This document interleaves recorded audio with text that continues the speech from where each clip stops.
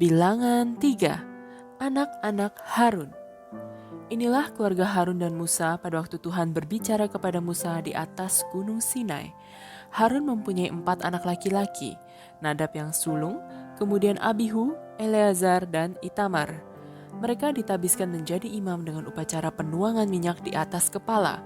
Tetapi Nadab dan Abihu mati di padang gurun Sinai pada saat mereka menghadap Tuhan dengan api yang tidak halal. Mereka berdua tidak mempunyai anak. Jadi, selama Harun masih hidup, Eleazar dan Itamar bertugas sebagai imam. Orang-orang Lewi ditunjuk untuk melayani imam-imam. Tuhan berkata kepada Musa, "Suruhlah suku Lewi datang menghadap, dan tunjuklah mereka menjadi pelayan-pelayan Harun. Mereka bertugas di kemahku dan harus melayani para imam serta seluruh umat dengan pekerjaan mereka di kemahku itu. Tugas mereka ialah mengurus seluruh perlengkapan kemahku dan melakukan pekerjaan di kemahku itu sebagai pengganti orang-orang Israel. Dari bangsa Israel, hanya suku Lewi yang kutugaskan menjadi pelayan tetap bagi Harun dan keturunannya. Tetapi Harun dan anak-anaknya harus kau angkat untuk menjalankan tugas sebagai imam. Selain mereka, siapa saja yang mencoba melakukan tugas itu harus dihukum mati." Tuhan berkata kepada Musa, "Sekarang orang-orang Lewi kupilih menjadi milikku. Ketika aku membunuh semua anak sulung bangsa Mesir, kukhususkan bagiku semua anak laki-laki sulung orang Israel dan semua ternak mereka yang pertama lahir. Semuanya itu adalah milikku. Sebagai pengganti anak laki-laki sulung Israel, aku mengambil orang Lewi untukku. Mereka akan menjadi kepunyaanku. Akulah Tuhan." Sensus orang Lewi. Di padang gurun Sinai, Tuhan menyuruh Musa membuat daftar orang-orang Lewi menurut kaum dan keluarganya masing-masing. Setiap anak laki-laki yang berumur 1 bulan ke atas harus dicatat namanya. Lalu Musa melakukan perintah Tuhan itu. Lewi mempunyai 3 anak laki-laki, Gerson, Kehat, dan Merari. Mereka adalah leluhur kaum-kaum yang disebut menurut nama mereka. Gerson mempunyai 2 anak laki-laki, Libni dan Simei. Kehat mempunyai 4 anak laki-laki, Amram, Yizar, Hebron, dan Uziel.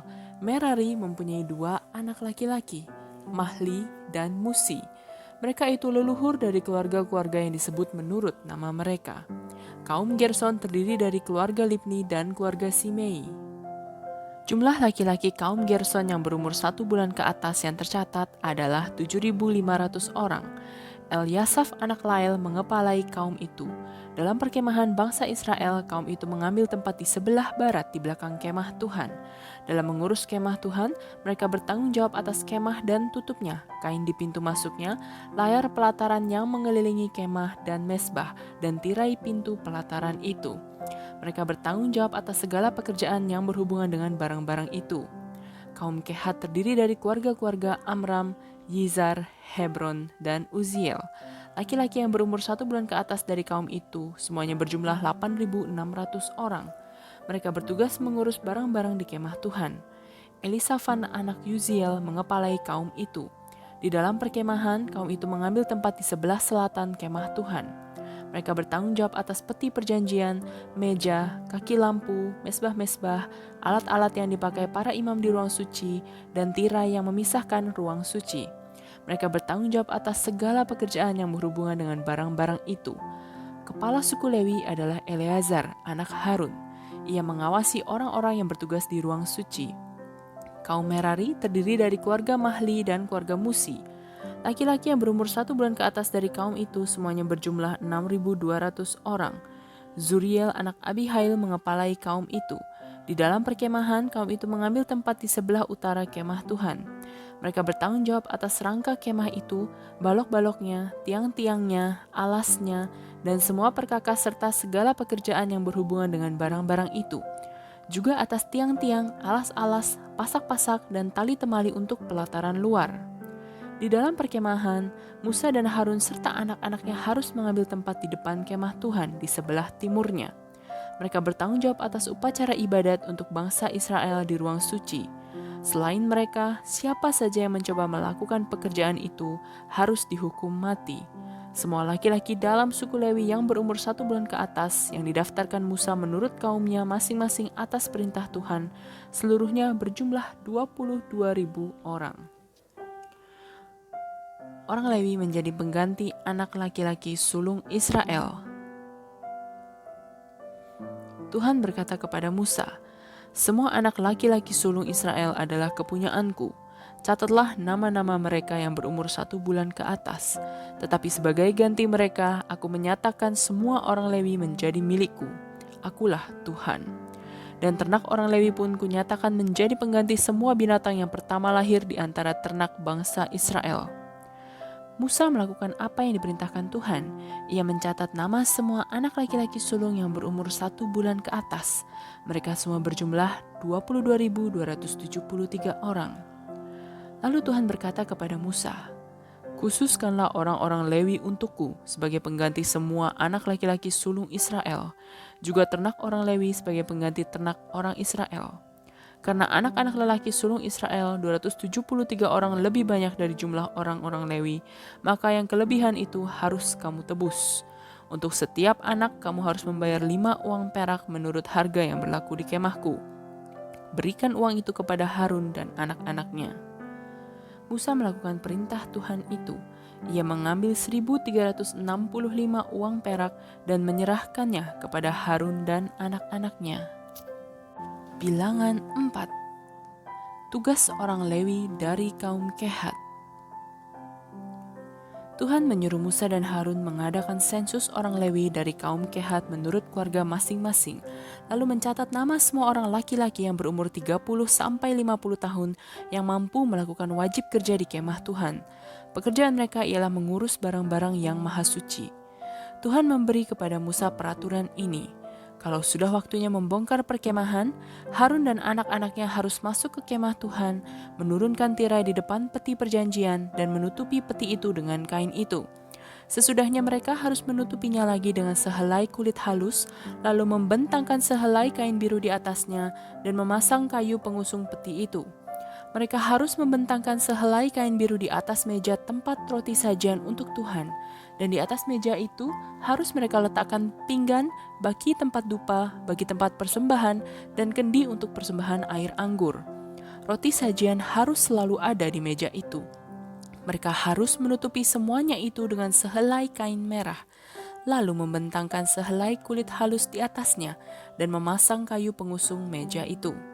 Mereka harus mengambil sehelai kain biru dan menutupi kaki lampu serta lampu-lampunya, alat untuk membersihkan sumbu pelita dan penadahnya, dan semua tempat minyak zaitun.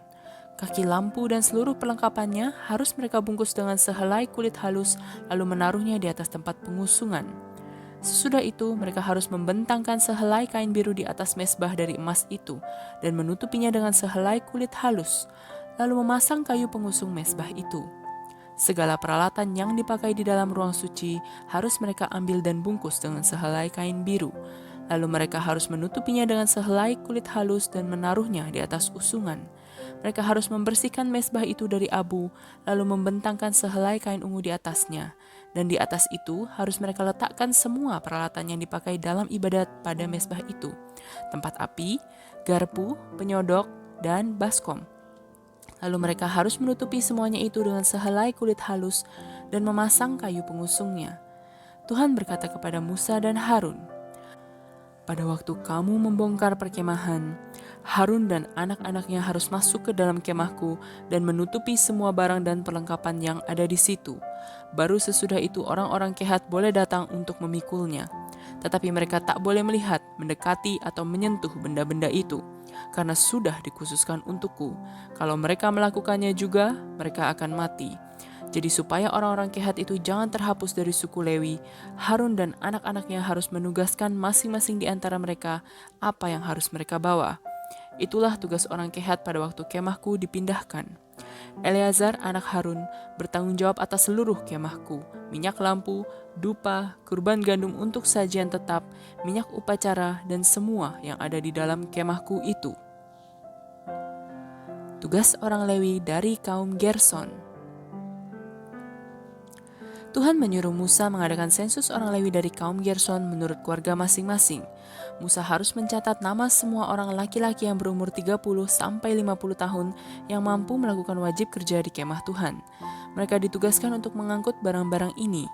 Kain tenda kemah itu dengan tutupnya bagian dalam dan bagian luar dari kulit halus, kain di pintu kemah, layar-layar dan tali temalinya untuk pelataran di sekitar kemah dan mesbah, kain di gerbang pelataran, dan semua perlengkapan yang dipakai untuk memasang semua benda itu.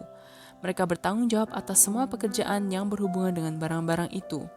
Musa dan Harun harus mengawasi supaya pekerjaan yang diserahkan Harun dan anak-anaknya kepada orang-orang Gerson itu dilaksanakan, dan semua barang yang harus diangkut agar diangkut.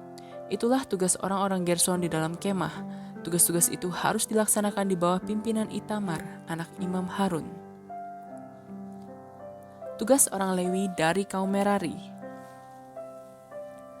Tuhan menyuruh Musa mengadakan sensus orang Lewi dari kaum Merari menurut keluarga masing-masing. Musa harus mencatat nama semua orang laki-laki yang berumur 30 sampai 50 tahun yang mampu melakukan wajib kerja di kemah Tuhan. Mereka ditugaskan untuk mengangkut rangka-rangka kemah itu, balok-baloknya, tiang-tiangnya, dan alasnya.